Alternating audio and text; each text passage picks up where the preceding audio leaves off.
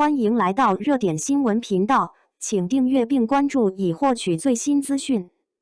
诚意长安24季热度破万，从数据狂欢到口碑对标琅琊榜，他凭什么？2025年12月21日14时40分左右，优酷古装权谋大剧《长安24季》站内热度值正式突破1万大关。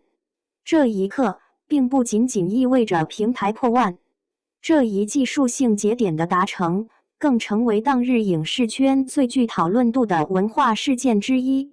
热度曲线的陡然拉升，观众情绪的高度集中，以及随之而来的行业争议，都让这部剧迅速站上了年末聚集舆论场的中心。从表面看，这是一次数据的胜利，但拆解其背后，会发现这是观众行为、粉丝动员、内容密度与行业机制多重力量叠加后的结果。热度破万，一场高度组织化的情感行动。长安24季破万并非偶然，在破万前夕，诚意粉丝自发起了名为为谢淮安跑100步的应援行动。所谓跑步，并非字面意义，而是指围绕角色与剧情展开的系统性互动。集中刷弹幕，话题高频搜索，会员开通，站内云抽卡购买，剪辑二创同步上线，几乎覆盖了平台所有可计入热度的行为路径。据不完全统计，仅在破万当日，站内弹幕新增量就超过37万条。相关关键词搜索频次多次冲上平台高位，单日热度涨幅接近200点，形成典型的冲刺型热度曲线。但真正让这次破万被赋予特殊意义的是时间节点的高度重合。去年冬至，诚意正式进组拍摄《长安24季》，而1年后的同一天，剧集完成热度破万目标。这种首尾闭环的时间巧合，被粉丝视为极具象征意味的情感坐标，也进一步放大了这一时刻的纪念价值。数据不只来自粉圈，多平台表现同步走高。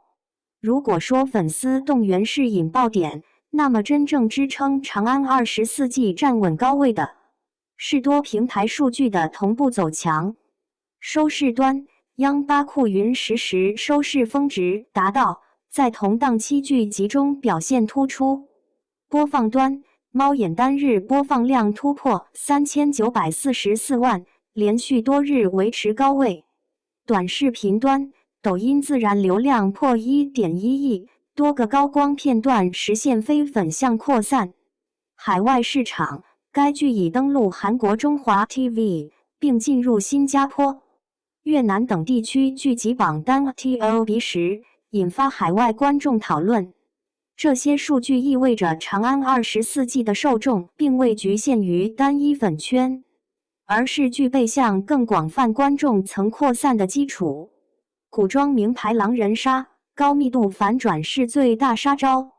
从内容结构上看，长安24季被不少观众形容为古装名牌狼人杀。28集体量中埋设了将近50次关键反转。不同于传统权谋剧慢热铺陈爆点的节奏，该剧选择的是高频博弈模式，信息不断被推翻，立场持续反转，人物关系随剧情推进而重新洗牌。这种结构对观众的专注度要求极高，但也极易形成追剧粘性。一旦跟上节奏，观众便会产生强烈的下一集必须看的心理驱动。诚意的关键转型，一个零武力值的谋士。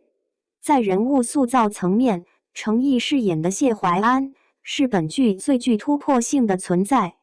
这是一个几乎没有任何武力值加成的角色，不靠打，不靠拼命冲锋，而是完全依赖心智、判断与心理博弈推进剧情。在古装剧长期被武力值主导的创作语境中，这样的设定本身就具备风险。但诚意选择用极度克制的表演方式去承载这个人物。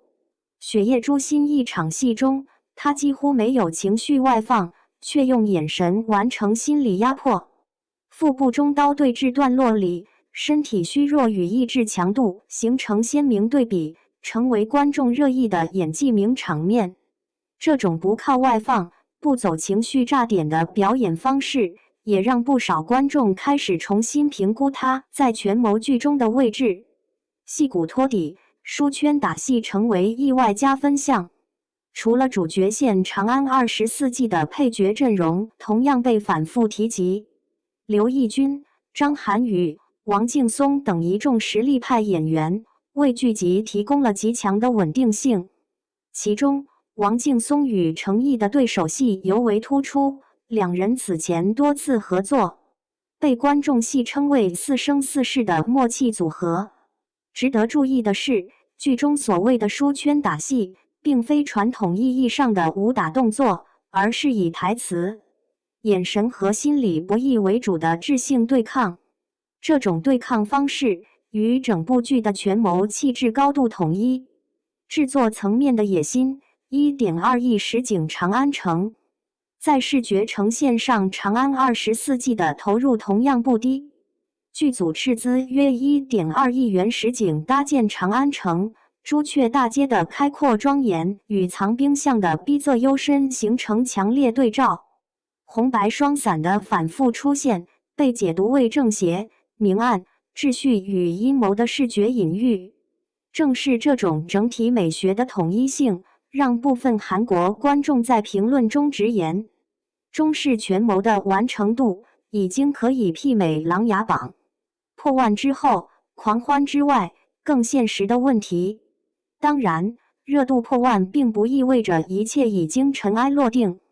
从行业角度看，《长安24记》的成功是制作水准、粉丝动员能力与商业运作机制共同作用的结果。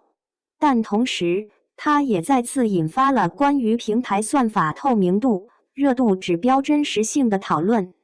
更关键的问题在于，这部剧能否从粉丝爆款真正走向国民级权谋剧？答案并不取决于破万那一刻，而在于后续。路人观众是否持续入场？剧情后半段是否保持逻辑密度？口碑能否形成长尾效应？长安24记热度破万是一个值得被记录的节点，但它不是终点。真正的考验在于，当数据热潮退去之后，这部剧是否还能被记住、被反复讨论，甚至被纳入经典权谋剧的序列之中。如果说破万证明了有人愿意为他而来，那么接下来他需要证明的是值得留下来。